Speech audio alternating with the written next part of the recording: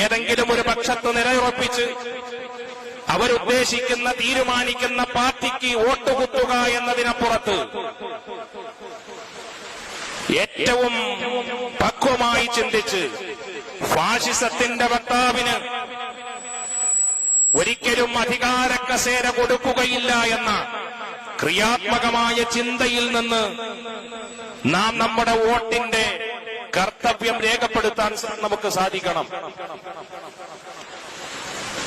2 മണ്ഡലങ്ങളുടെ സംഗമ സ്ഥലമാണ് കരമന. 2 മണ്ഡലങ്ങൾ, തിരുവനന്തപുരം മണ്ഡലം, നേമം മണ്ഡലം. നേമം മണ്ഡലത്തിൽ വർഗീയ ശക്തികൾ ജയിച്ചു കയറാമെന്ന ആത്മവിശ്വാസത്തിലാണ്. അവരുടെ അനൗൺസ്മെന്റ് പോലും അങ്ങനെയാണ്. അവർക്ക് നല്ല ആത്മവിശ്വാസമുണ്ട്.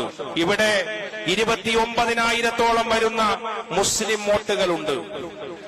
ഈ മുസ്ലിം വോട്ടുകൾ 29,000 മുസ്ലിം വോട്ടുകൾ നിർണായകമാണ്. നാം വോട്ട് ചെയ്ത് കാത്തിരുന്ന് അതിന്റെ റിസൾട്ട് വരുമ്പോൾ എന്റെ വോട്ട് പാഴായി പോയല്ലോ എന്ന വ്യസനം നമ്മളെ ബാധിക്കാതിരിക്കാൻ നമ്മൾ പക്വമായി ചിന്തിക്കണം.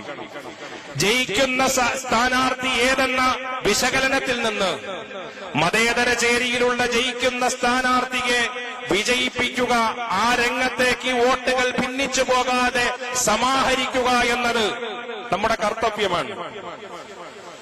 ഒരു ഖതീബ്, ഒരു ഇമാമ് എന്ന നിലയ്ക്ക് ഇതിനപ്പുറം എനിക്ക് പറയാൻ കഴിയില്ല.